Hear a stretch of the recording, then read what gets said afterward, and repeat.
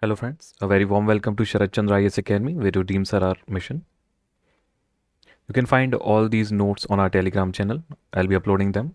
The Telegram channel is with the name Sarat Chandra IAS Academy. In the last lecture, we talked about various news, especially about the COP28 that is being held in Dubai this year. We also dealt with the mapping portion and talked about other important things such as the Semiconductor Pact between EU and India. Further on, we'll be talking about more news. So the first thing that we are going to deal with is UK approves gene therapy for sickle cell anemia. The question has already come in prelims from here about the CRISPR enzyme, which is CRISPR or Cas9 enzyme that is used as a tool in the gene therapy. Last year also, in 2023, a question came from biology textbook about the evolution, about adaptive radiation, marsupials, etc. if you remember. So it becomes of primary importance for us to read about these diseases, etc.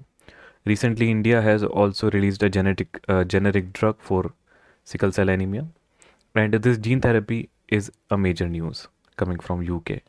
So we must see about it. Let's go further.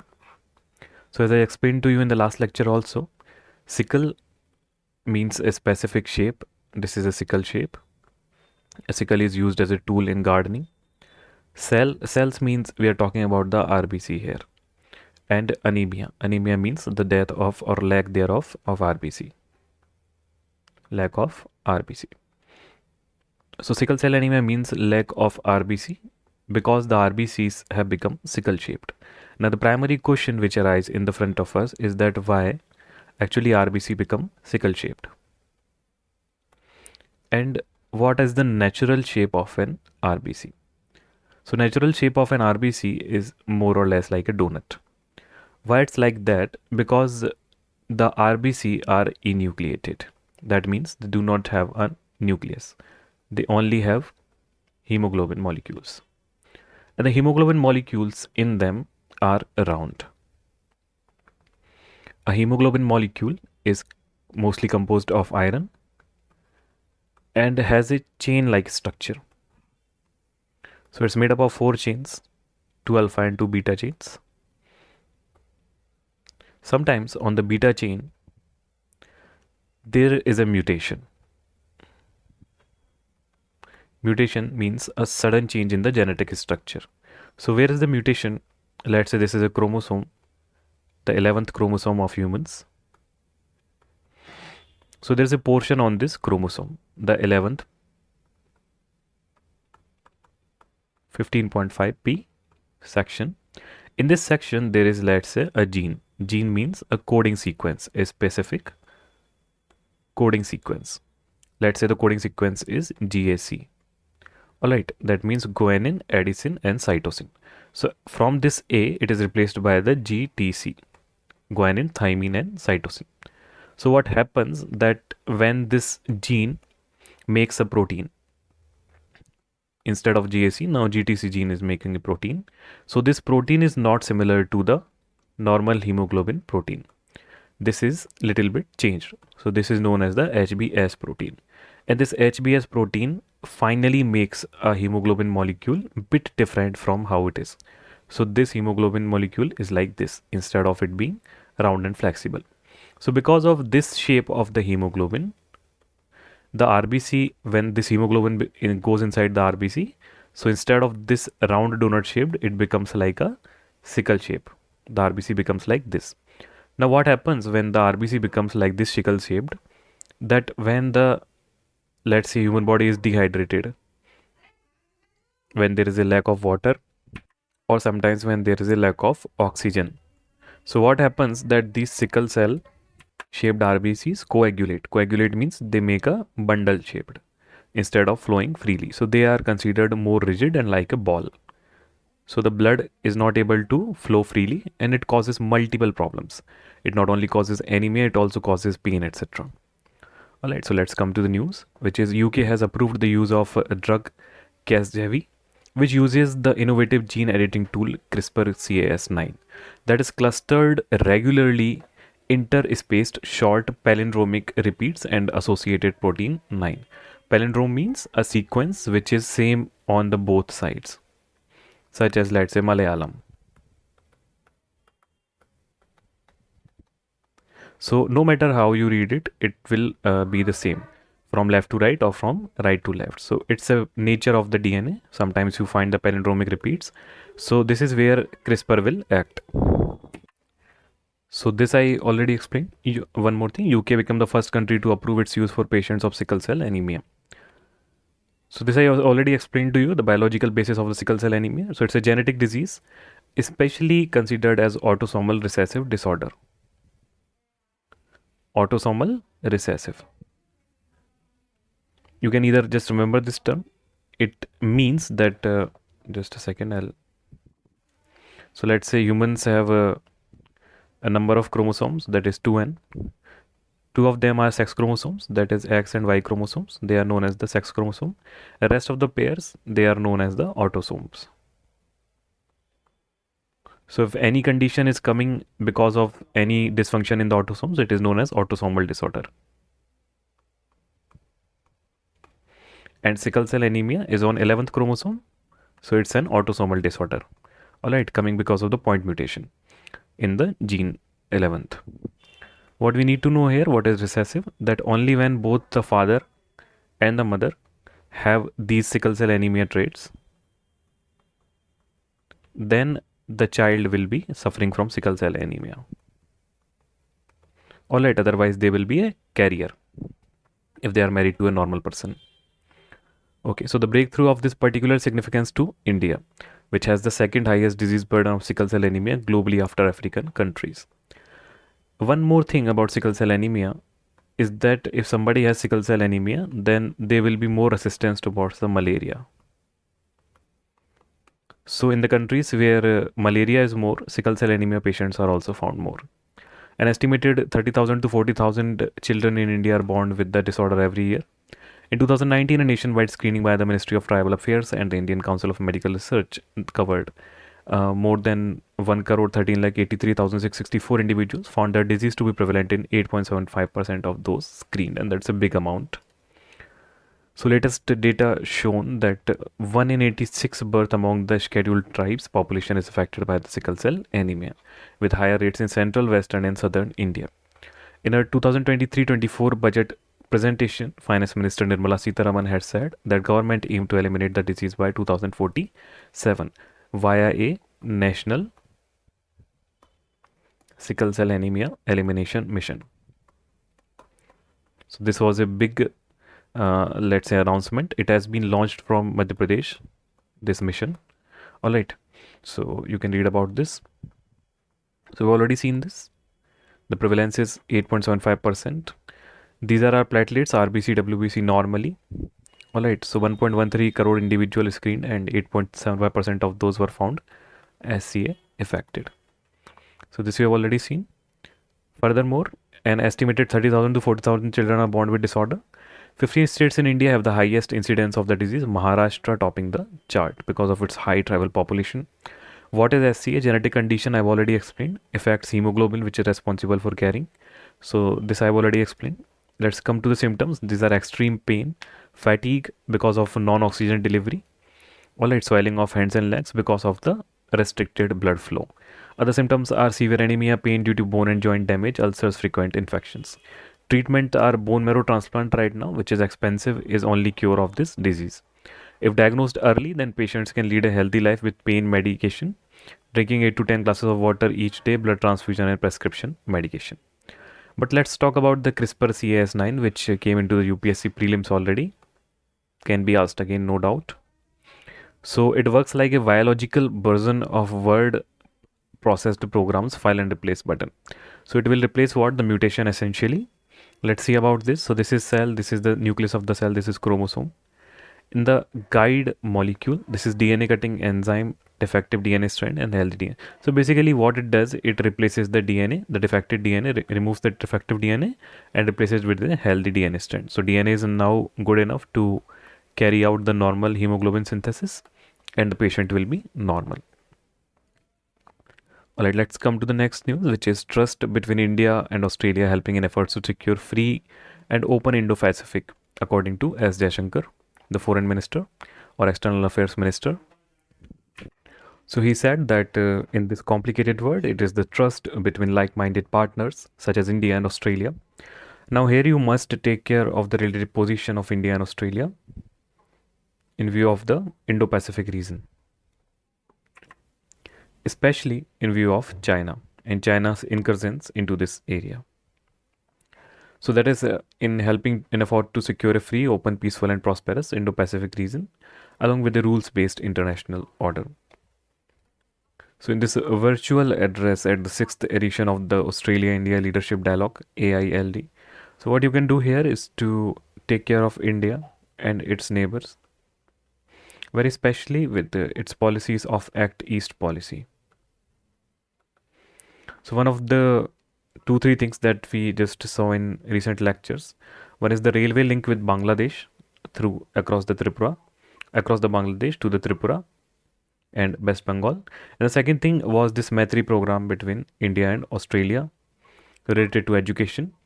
Also, India, we saw in the last lecture, has developed a semiconductor program with the EU. And now we see that India is again reaching out to Australia on various different matters. So AILD is the dialogue here. The AILD has quite aptly used the phrase bridges of Bharosa as one of its themes. His remarks come amid China's growing assertiveness in the Indo-Pacific region. Jaishankar said, India and Australia share a deep friendship and this year has turned out to be defining one for our dosti. Moving further, what are the things that India and Australia are building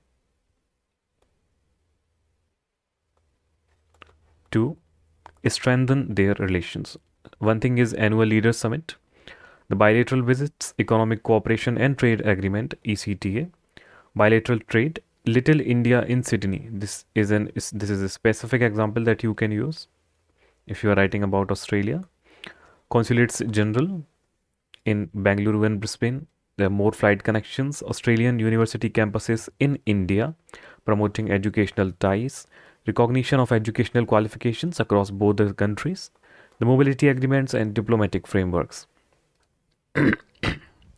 Moving further, Comprehensive Strategic Partnership, that is CSP, it was announced in June 2020. Significant rise in engagement and ambition in a short time frame. The diverse engagements vary between security, cyber and critical technology, trade and economic, science and technology, innovation, education and people-to-people ties, which an example we saw, the universities in India as well as the Little India in Sydney. Cricket bonds and AILD, which we are talking about currently. So Australia-India Leadership Dialogue is a key track 1.5 engagement, fostering through leadership and advocacy. There are other different themes such as contemporary themes. Skill for success, this is very important, skill for success. The chosen theme emphasizing the potential of India's skilled workforce, contributing to Australia's needs and shortages. So mostly it's about the labor as well as the service sector, that is the tertiary sector. Complementaries, that is recognition of complementarities between the two nations, indicating the potential for further collaboration, etc. Now moving on to the next news, which is about the Constitution Day, which was on 26th of November. So marking Constitution Day on November 26th, the President Draupadi Murmu, she is from a tribal community, unveiled a statue of Dr. B.R. Ambedkar at the Supreme Court premises in New Delhi. Ambedkar was the chairman of the drafting committee of the Constitution of India. This is a very common knowledge that we read in GS2, especially polity. Alright, which was adopted on this day, that means on November 26th in 1949 and came into effect on January 26th of 1950. So B.R. Ambedkar also remarked that Constitution is not a mere lawyer's document, it is a vehicle of life and its spirit is always the spirit of age. That means its spirit is always the spirit of age. That means it is liable or subject to change as per the modern period. So what was the Constituent Assembly? The Constituent Assembly, the body which was meant to draft the Constitution of India, held its first session on 9th December 1946. Initially, it had 389 members. 292 members were elected through provincial legislative assemblies. 93 members represented the Indian princely states, and 4 members represented the Chief Commissioners provinces. Those were British Baluchistan, Delhi, Ajmer Merwada in Rajasthan, Coorg in Karnataka or the state of Mysore, and the Andaman and Nicobar Islands. So most of these 292, they were elected through the provincial legislative assemblies. Members were chosen by indirect election by the members of the provincial legislative assemblies elected through the 1946 elections, according to the scheme recommended by the Cabinet Mission of 1946. However, after independence and the partition of India, the strength was reduced to 299. The assembly took over 3 years to draft the constitution, spending over 114 days considering the content of the draft alone.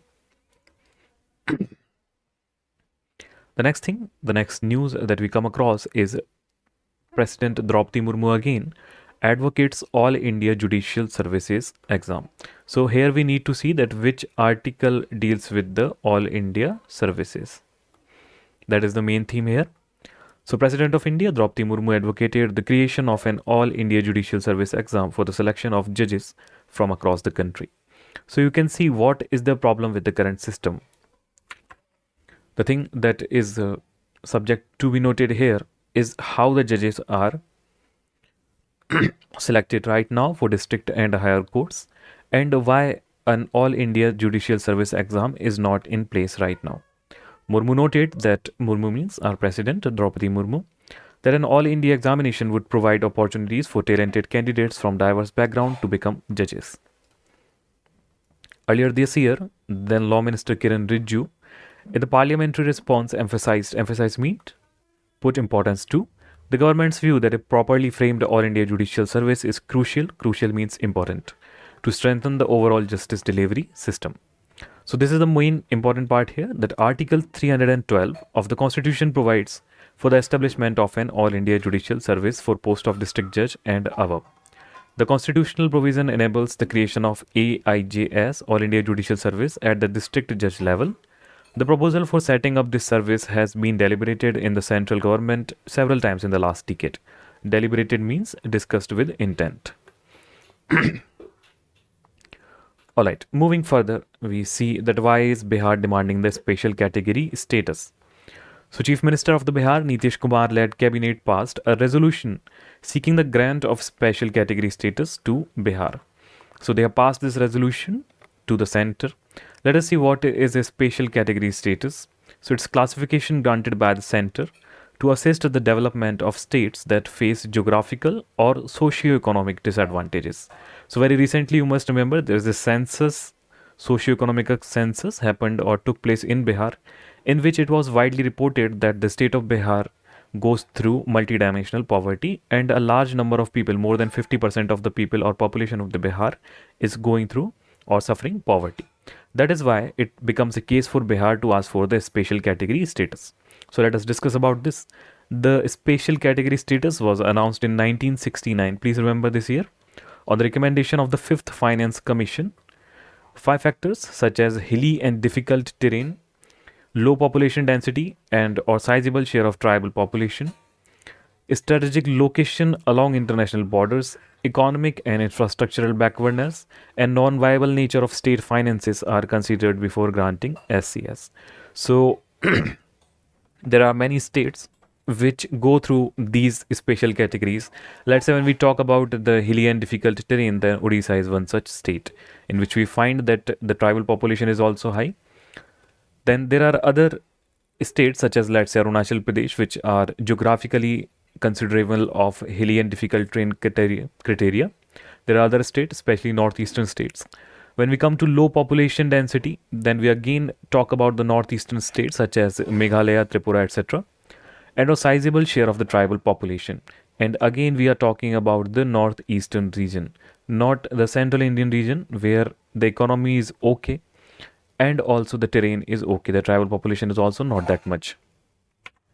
So the next we come across the strategic location along international borders. So again, redirecting to the northeastern states, economic and infrastructural backwardness. So this correlates to the above criteria and non-viable nature of state finances. So these are considered before granting SCS. In 1969, three states, Jammu and Kashmir, Assam and Nagaland, were granted the SCS. Subsequently, 8 more states including Arunachal Pradesh, Manipur, Meghalaya, Mizoram, Sikkim, Tripura, Himachal Pradesh and Uttarakhand were given the SCS by the erstwhile National Development Council. Moving forward, what are the benefits attached? So SCS states used to receive grants based on the Gadgil-Mukherjee formula, which earmarked nearly 30% of the total central assistance for states to the SCS states. So this is a fact that you must remember. Furthermore, let's see. So after the abolition of the Planning Commission and the recommendation of 14th and 15th Finance Commission, this assistance to SCS states have been subsumed in an increased devolution of the divisible pool funds for all states, increased 41% in the 15th Finance Commission from 32%. Additionally, in the SCS states, the state center funding of centrally sponsored scheme is divided in the ratio of 90 to 10, far more favorable than usual 60-40 ratio or 80-20 ratio splits for the general category states. Besides, there are several other incentives available to the SCS states, such as concession in customs and excise duties, income tax rates, and corporate tax rates to attract investment to set up new industries, etc. So let's see, why is Bihar demanding the SCS? So the poverty and backwardness of the state are argued to be because of the lack of natural resources, continuous supply of water for irrigation, regular floods in the northern region, and severe droughts in the southern part of the state. Simultaneously, the bifurcation of the state led to the shifting of industries to Jharkhand and created a dearth. Dearth means a lack of employment and investment opportunities. With a per capita GDP of around 54,000, Bihar has considerably been one of the poorest states. So while it is poorest, it is an economic problem. It is an economy problem. It is not the problem of having a geographically hilly terrain or being close to the border or having low infrastructure. Alright, so we need to solve the economy, not by subsidization of the Bihar through SCS. So SCS is not the solution. Let us see that do other states also want SCS? So since its bifurcation in 2014, Andhra Pradesh has asked for the grant of SCS on grounds of revenue loss due to Hyderabad going to Telangana. Additionally, Odisha also been requesting for the SCS, highlighting its vulnerability to natural calamities such as cyclones, large tribal population. However, the central government, citing the 14th Finance Commission report, which made a recommendation to the state that no state be accorded the SCS, has repeatedly denied their demands. So is Bihar's case demand justified, let's say? So although Bihar meets most of the criteria for grant of SCS, does not fulfill the requirement of hilly terrain and geographic difficult area, which is considered to be the primary reason for difficulty in infrastructural development. In 2013, the Raghuram Rajan committee set up by the center placed Bihar in the least developed category and suggested a new methodology based on multi-dimensional index for devolution fund instead of a SCS, which can be revisited to address the state's socio-economic backwardness. So this was today's lecture. Very much thank you for your presence here. This is Yatharth here signing off. Have a nice day. I'll see you in the next lecture. Thank you very much.